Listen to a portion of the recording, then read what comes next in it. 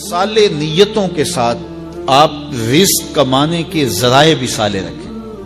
اگر کسی شخص کی نیت یہ ہے کہ میں یتامى مساکین اور غرباء کی کفالت کرنی ہے، اور اس نیت سے وہ ڈاکہ کرتا ہے، اس نیت سے وہ دھوکہ کرتا ہے، اس نیت سے فراڈ کرتا ہے، اس نیت سے وہ چوری کرتا ہے، غبن کرتا ہے یا کوئی اور معاملہ کرتا ہے، تو اس کی نیت اچھی ہے لیکن عمل اچھا نہیں ہے۔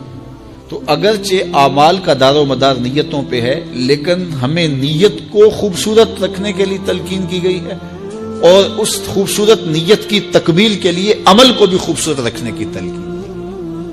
دیکھیے رزق حلال ہے لیکن کماتا ہے کہ میں عیش و عشرت کروں، تو نیت خراب ہو گئی، عمل اچھا تھا پھر بھی بربادی۔ نیت اچھی ہے کہ رزق سے میں دکھیوں کے کام آؤں، لیکن اس کے لیے ڈاکہ زنی کر رہا ہے، تو نیت اچھی ہے، عمل خراب ہو گیا۔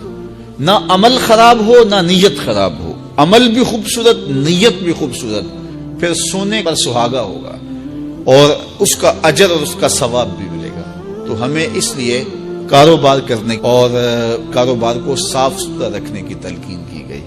اب اگر ایک شخص کاروبار کرتا ہے اور وہ رزق بھی پاک رکھتا ہے اور اس کا طریقہ کار بھی شرعی اصولوں کے مطابق ہے، اب سنیے رسول کریم کیا فرماتے ہیں: التاجر الصدوق الامین مع النبیین والصدیقین والشہداء، سچا تاجر قیامت کے دن نبیوں، شہیدوں اور صدیقوں کے ساتھ اٹھایا جائے گا۔ بیٹھا وہ تجارت کی کرسی پر ہے، لیکن کیا مرتبہ ہے قیامت کے دن نبیوں کے ساتھ ہوگا، کتنا بڑا اجر اس کو دیا گیا ہے۔ تو مقصد نیت بھی خوبصورت ہے، عمل بھی خوبصورت۔ دیکھیے بعض کا عمل خوبصورت نہ ہو تو نیت کی خوبصورتی فائدہ نہیں دیتی، اور نیت خوبصورت نہ ہو تو عمل کتنا بھی خوبصورت ہو۔ اگر کوئی شخص یہاں بیٹھ کے ممبر کے اوپر محراب میں بیٹھ کے کاروبار کی نیت سے یہ کر رہا ہے، تو پھر دیکھیے اس کا عمل کتنا خوبصورت ہے کہ واضح تلقین کر رہا ہے۔ ممبر و محراب یہ وراثت ہے انبیاء کی، لیکن اس کی نیت اس سے حصول زر ہے، لوگوں کے دل اپنی جانب موڑنے کے قصد سے یہ سب کچھ کر رہا ہے، تو پھر نیت کی خرابی کے باعث اس کا یہ عمل بھی برباد ہو گیا۔ تو نیت بھی اچھی ہو، عمل بھی اچھا ہو، تو پھر کاروبار کریں، پھر جتنا بھی آپ کو دے اللہ سے مانگیں، اللہ اچھی نیت اچھے عمل کے ساتھ دولت عطا کر، اور دولت قارون نہیں دولت عثمان عطا کر۔ حضرت عبد الرحمن بن عوف رضی اللہ تعالیٰ عنہ صحابہ میں سب سے زیادہ امیر تھے، سب سے زیادہ دولت اصحاب رسول میں اگر کسی کو دی گئی تھی تو وہ حضرت عبد الرحمن بن عوف رضی اللہ تعالیٰ عنہ کو دی گئی۔ جب مکہ سے ہجرت کر کے یہ لوگ مدینے تشریف لائے تو یہ لوگ سب کچھ چھوڑ کے اسلام کے لیے آ گئے تھے، تو حضور علیہ السلام نے انصار کو بھی بلایا اور مہاجروں کو بھی بلایا، اور مدینۃ المنورہ میں ان کی مواخات قائم کر دیں۔ ایک انصاری اور ایک مہاجر کو آپس میں بھائی بنا دیا، کہا کہ تم ایک دوسرے کے بھائی ہو اور ایک دوسرے کی ضروریات کا خیال رکھنا۔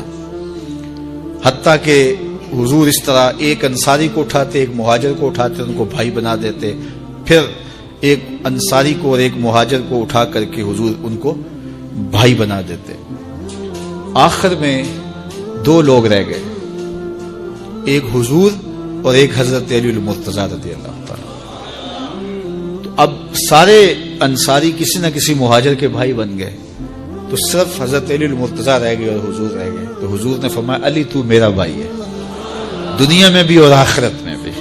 حضور خود انصار کی جانب ہو گئے اور حضرت علی کو کہا تم مہاجر ہو اور میں اس جانب سے ہو کر کے ہم آپس میں بھائی بن جاتے ہیں۔ تو یہ مواخات حضور نے قائم کیے، پھر انصار نے اس مواخات کو نبھایا نا۔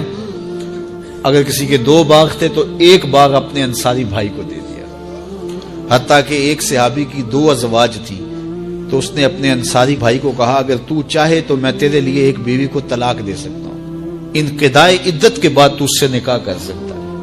یہاں تک جو ہے وہ انہوں نے ایثار اور محبت کی مثالیں قائم کی۔ حضرت عبد الرحمن بن عوف کو جس صحابی کا بھائی بنایا گیا تھا تو اس نے پیشکش کی، تو حضرت عبد الرحمن بن عوف نے کہا کہ آپ کی دولت آپ کو مبارک، آپ مجھے بازار کا راستہ دکھا دیں اور پھر آگے میں جانوں اور میرا کام جانے۔ تو وہ گئے اور آپ کو بازار چھوڑ آئے اور بتایا کہ کاروبار یہاں یہ بہتر ہے۔ پھر حضرت عبد الرحمن بن عوف رضی اللہ تعالیٰ عنہ نے کاروبار کیا۔ اللہ نے ان کو اتنا رزق دیا کہ اس رزق سے انہوں نے اپنی ضروریات کو بھی پورا کیا، اس رزق سے اپنے اہل و عیال کی ضروریات کو بھی پورا کیا، اس رزق سے آپ نے خیرات بھی کی، صدقہ بھی کیا، غرباء کو بھی دیا، یتما کو بھی دیا، مساکین کو بھی دیا، ارامل کو بھی دیا۔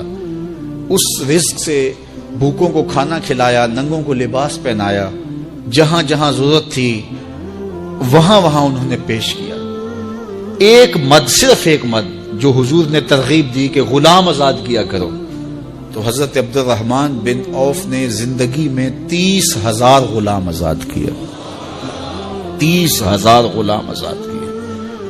اور جب آپ کا وصال ہوا تو آپ کی 4 ازواج تھی، آپ کی اولادیں بھی تھی، تو ان اولادوں کو بانٹا گیا، اور بیوی کا 8واں حصہ ہوتا ہے، تو وہ حصہ ان 4 ازواج میں بانٹا گیا۔ اس میں باغ بھی تھے، اس میں گھوڑے بھی تھے، اونٹ بھی تھے، اس میں جائیدادیں، زمینیں، مکانات، سب کچھ تھا۔ وہ سب بانٹنے کے بعد 8ویں حصے میں جو صرف سونا آتا تھا، وہ ازواج کو بانٹنے کے لیے مزدور صبح سے ہوئے شروع اور ظہر تک کلہاڑوں سے سونا کاٹ کے الگ کرتے رہے۔ اللہ نے اتنا مال حضرت عبد الرحمن بن عوف کو عطا کیا۔ تو اللہ سے مانگو تو دولت قارون نہیں، دولت عثمان مانگو، دولت عبد الرحمن بن عوف مانگو، کہ اللہ فراواں دے، جس سے اسلام کو، مسلمانوں کو، اسلامی معاشرت کو، دکھیوں کو، لاچاروں کو بھی فائدہ پہنچ سکے، اور غلاموں کو جس طرح آزاد کیا ان لوگوں نے، ہم بھی اس وقت جو لوگ بیچارے پھنسے ہوئے ہیں، جن کی بیٹیاں گھروں میں جوان بیٹھی ہیں اور ان کے پاس نہیں ہے ان کو گھر سے اٹھانے کے لیے کچھ، تو یہ اس دور کے اندر ایک مشکل مسئلہ ہے، تو ہم ان کی مدد کر سکیں۔ ہمارے گھر میں دولت کے انبار ہو، ہمارے بینک بھرے ہوئے ہوں، اور ہمارا ہمسایہ اور غریب ساری رات جاگ جاگ کے گزار دے، تو اس سے ہمیں ضرور پوچھ ہوگی، ہم سے سوال کیا جائے گا۔ اس لیے اگر آپ کے پاس دولت ہے، آپ کے پاس سرمایہ ہے، تو وہ آپ اپنے غریب رشتہ داروں میں، آپ اپنے ہمسایوں میں، آپ اپنے عزیزوں میں ضرور اس کے ثمرات منتقل کیجیے۔